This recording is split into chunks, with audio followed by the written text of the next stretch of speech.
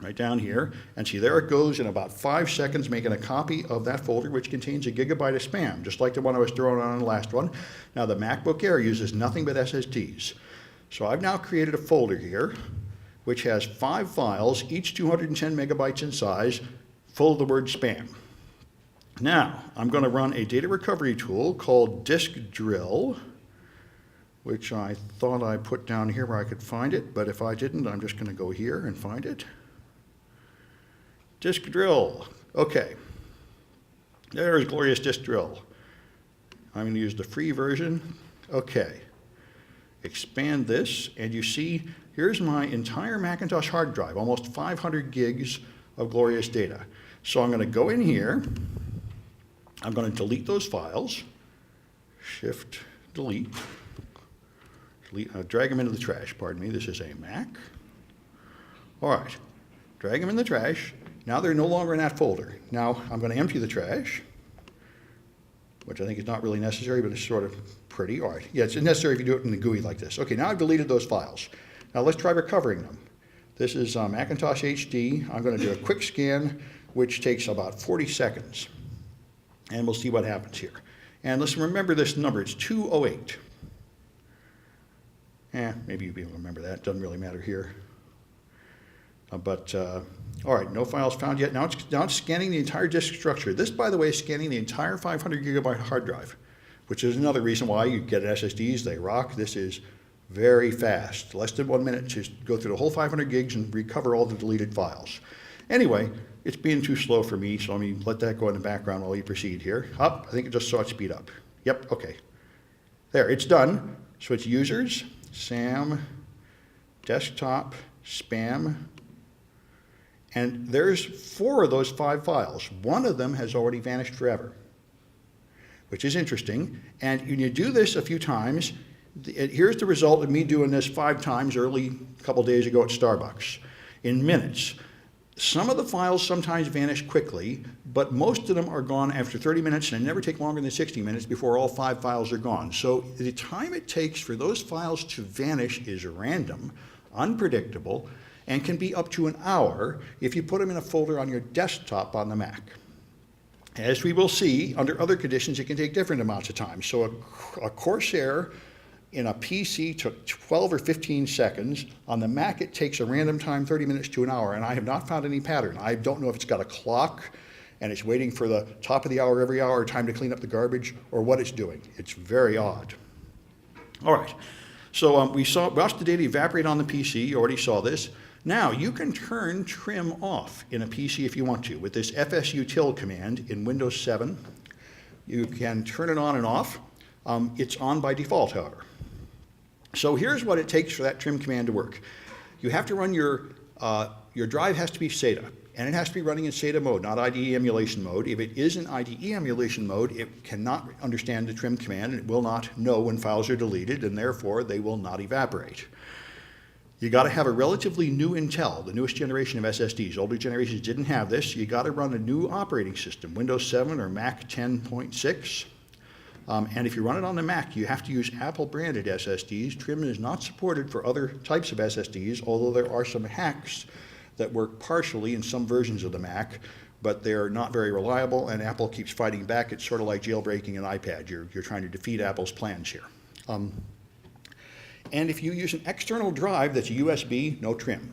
If you use an external SATA or SCSI drive, it can in principle support the trim. PCI Express and RAID, again, no trim. So whether data evaporates or not is kind of goofy. Now, the reason why I thought this is really important, the thing that motivated me, I was teaching a forensics course, and I've been through something, several of my forensics courses and my forensics teachers have taught me about this, expert witnesses, right?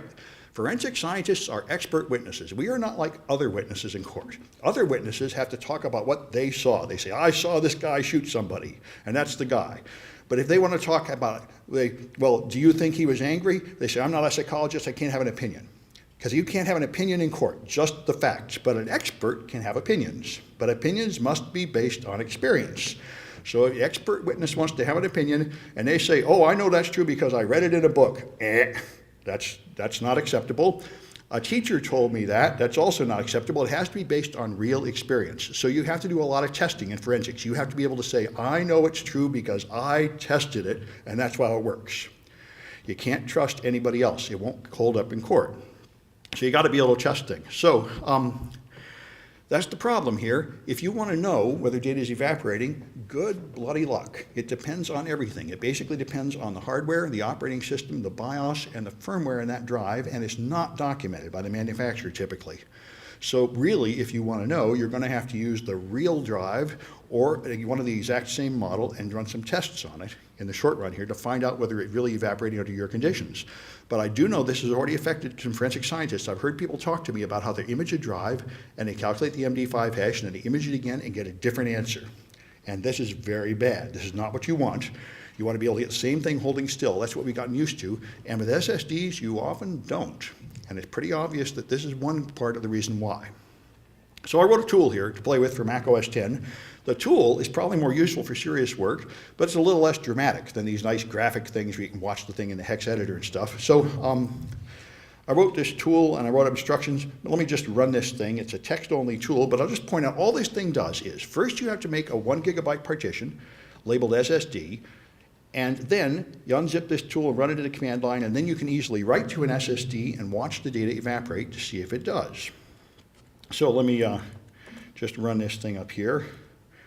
I put it in a folder called E. I run it with sudo evap1. I'll make that bigger. All right. /evap1. That looks big enough to read. Can you see it back there? Okay, fair enough. All right, so I run this thing. Give it a password. Okay, there's what you have to do before you get it working. And then here's the options. So what I'm going to do is I'm going to use E to erase my volume and format it with the very newest Mac file system, which is journaling HFS+. That's the latest and greatest. And then I'm going to write some test files on that volume. The test files are just a bunch of files like my spam file, only have one letter each.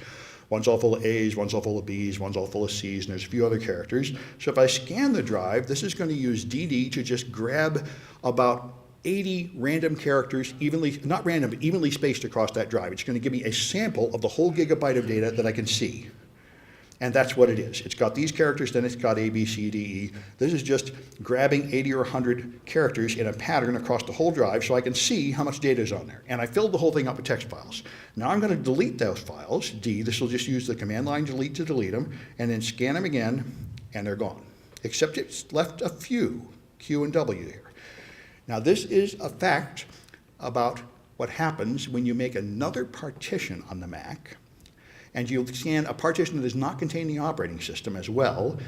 The deleting happens instantaneously, so fast I can't measure the time, within about 1 or 2 seconds, and it is not complete. It doesn't get it all. This, by the way, is not very surprising if you think about it, because it's got those groups of 128 pages, and it's going to erase a whole group, and there's probably a few of those files that were just partly filling something, and it decided not to erase it now but wait till later, because it might still have later some fragments of a file to put in there.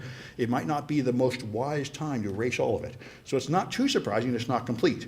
But what's other good clean fun is if you go and I think it is F. If I use F, it'll now reformat that volume, erase it, and make it HFS+ that's not journaling, which is a perfectly fine format, but it's just not the latest Mac format. Now, if you write those files, and then you scan them,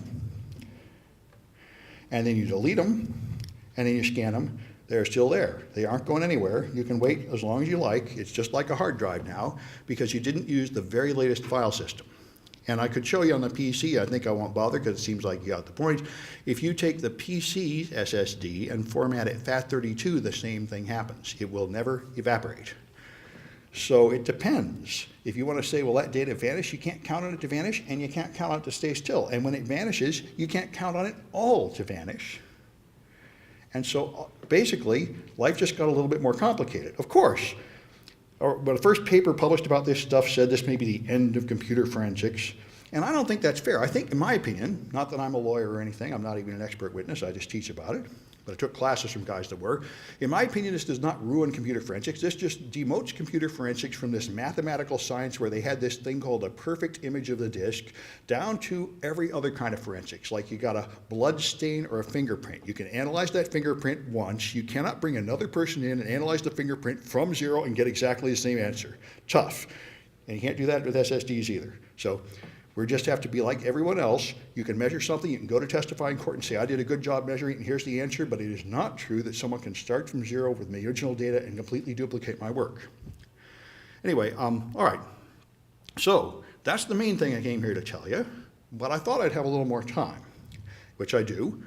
So anybody got any questions about this data evaporation or anything? Yeah? You said this depends on trim? Or Trim, yes. If you want to delete files and see them vanish, it must have trim or the drive won't know. Otherwise, it'll only delete them when you format the drive. Yeah? You said you've seen some inconsistencies with non-Apple drives. So for example, using trim enabler, are the inconsistencies here or just with it functioning? The only thing I know is it's functioning. Okay. Because I put some options in this tool to turn trim on and off, and they only work for older versions of Mac. On new versions, they work about half the time. That's the point. There's a bunch of trim enablers too, and I don't know how well they work. It'd be fun to get one of those and then run this tool and see. I don't have one. All I have is a built-in Mac one. But that's a good point. But I do know the tool worked on my older Mac, and when I got a newer Mac with the latest version of OS X, the tool no longer worked. So I think Mac is kicking back. Apple keeps altering their system. Yeah? How does what? SD cards? SD cards? Flash drives? That's a very good question, and I do not know the answer. Now, I tried USB sticks, and there was no evaporation, but then I found out USB doesn't support trim, so that's not surprising. If you could mount an SD card internally so it goes through SATA, I would think the same thing would happen, but you would have to try it and see, and I bet it depends on the model, and that's a very good point. That's why we need a lot more people testing this stuff. I've only done it on a couple systems, and there are hundreds. By the way, I had to buy 3 SSDs for the PC before I got one that would work. The others, even with the most modern operating system and every BIOS setting just right, did not ever have the data evaporate. By the way, another thing, this is supposed to make your SSD faster, but I've tried it, and measuring the time it takes to write and clean, I can't find any difference. So I probably need a more subtle performance measurement to see what the benefit is of this trim anyway. Making it last longer, I can kind of believe, but making it faster, I'm not so sure. Anything else? Because I got a totally different topic to show you, which is probably even more important and very exciting. All right. I gave a talk here 2 years ago about denial of service attacks, and after that, a black hat hacker contacted me on Twitter and said, that's a pretty good talk, but you didn't cover SocksDress, and what are you using Backtrack Linux for? What are you, a wimp? And I said, well, I guess I am. What should I be using? He said, you got to use Slackware, or you're nowhere. And he said, and why do I have to use Slackware? Because I got to use SocksDress. And I said, SocksDress? Now, this is an old attack from 2008. I heard about this thing. You all heard about this. You did a podcast. Every TCP-using device on the internet is going to be destroyed. This is the end of the world. But somehow nothing ever came of it. I heard about it, too. I tried to find some code. All I could find was some code that didn't work. And I played around with it for a while. Nothing ever happened, and I just forgot about it. Microsoft patched something related to this, and I thought that was the end of it. And this guy said, no, I used it to take down a server last week that irritated me. Put up a picture of my girlfriend. I nuked that server bad with SocksDress. And he said, with this tool, you can kill something, and it won't even come back up. You can destroy servers completely with this thing, supposedly. So I said, well, this all sounds like nonsense to me. But I looked into it, and what happened is it was developed in 2008, and there were some podcasts talking about it, and then the developer died. So he never got a chance to go to the security cons and run a dog and pony show like I'm about to, and explain to us all how awesome it is and get people to care, and so nobody cared, and so nobody fixed it. And it still works today, 5 years old. So let me show you SocksDress in all its glory. By the way, the idea behind SocksDress is incredibly simple. If you do a SYN-ACK, you can send the ACK with a small window size, like 0 or 4 bytes. And what that means is, hey, I want to make a connection. Wait, I'm busy. Hold on. I'll get back to you later. But I am going to download that file. Really, I am. And this will hang up the server waiting for the rest of that connection. And it turns out that you can do a lot of damage, and I got it working pretty well. You'd have to run it in Slackware. So let me get my stuff. This one works pretty well in virtual machines. So here's my Slackware. And for a target, I'm going to